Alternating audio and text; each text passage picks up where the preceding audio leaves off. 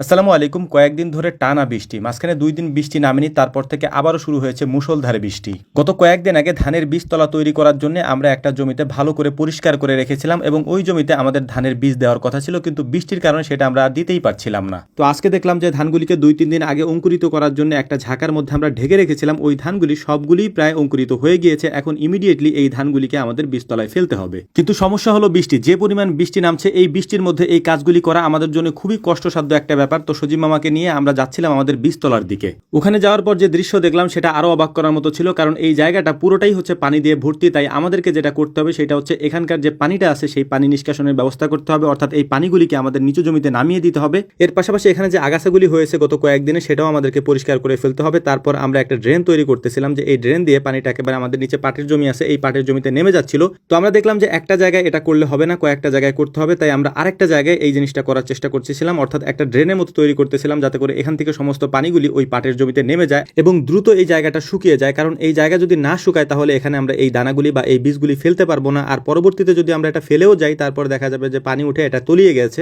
সেক্ষেত্রে আমাদের কাজটা পরিপূর্ণভাবে হবে না। তাই আমাদের কাজ করার পূর্বে আমরা আগে থেকে যে প্রস্তুতিগুলি আমাদের নেওয়া দরকার সেগুলি নিয়ে রাখতেছি। বাকিটা আল্লাহর ইচ্ছা, হবে কি হবে না সেটা আল্লাহ তাআলার উপর আমরা ছেড়ে দিচ্ছি। তো আলহামদুলিল্লাহ, দুইটা ড্রেন দুই পাশে কেটে দেওয়ার পর দেখলাম পানি দ্রুত এখান থেকে নেমে যাচ্ছিল, কিন্তু বৃষ্টি কোনো মতেই থামছিল না। যদি বৃষ্টি না থামে তাহলে এখানে পানি জমে থাকার সম্ভাবনা আছে, যে কারণে আমরা গর্তটাকে বা ড্রেনটাকে একটু গভীর করে করার চেষ্টা করছিলাম, যাতে করে এখানের সমস্ত পানিগুলি একেবারে শুকিয়ে যায়। এর পাশাপাশি পরবর্তীতে যদি বৃষ্টি হয়ও, বৃষ্টির পানিটাও যাতে এখানে জমাট বেঁধে না থাকে, ওই পানিটাও যেন দ্রুত এখান থেকে নেমে যায়। এই জন্যই মূলত ডিপ করে আমরা এই জিনিসটাকে করার চেষ্টা করছিলাম ইনশাআল্লাহ। এটা করার কিছুক্ষণ পরেই দেখলাম যে এখানের পানিগুলি সব এখান থেকে নেমে গিয়েছে। এর পাশাপাশি বৃষ্টি হচ্ছে, বৃষ্টির পানিগুলো এখান থেকে নেমে যাচ্ছিল। তো আব্বা এসেছেন আমাদেরকে দেখতে। স্বাভাবিকভাবে আব্বা এখন আগের মতো আমাদের সাথে আর কাজ করেন না, তবে আমরা যেখানে কাজে যাই বা কাজ করি সেখানে তিনি মাঝে মাঝে গিয়ে আমাদেরকে দেখাশোনা করেন। তো সেজন্যই তিনি এখানে এসেছিলেন আমাদের কাজ দেখার জন্য বা আমরা কি করছি সেটা দেখার জন্য। পানিগুলি টেনে যাওয়ার পর এই জায়গাতে মূলত আমরা যেটাকে নাইংলা বলি, ওইটা দিয়ে একটা চাষ দিয়ে নিয়েছি হালকা করে। এরপর মূলত আমাদের যে কাজটা করতে হবে সেইটা হচ্ছে এই জায়গাটাকে আমাদেরকে মই দিতে হবে। মই দেওয়ার জন্য যে কাজটা আমাদেরকে করতে হবে সেটা হচ্ছে হালকা কিছু এই মইয়ের উপরে দিয়ে তারপর টানতে হবে। ছোটবেলায় আব্বা আমাদেরকে এভাবে টানতেন,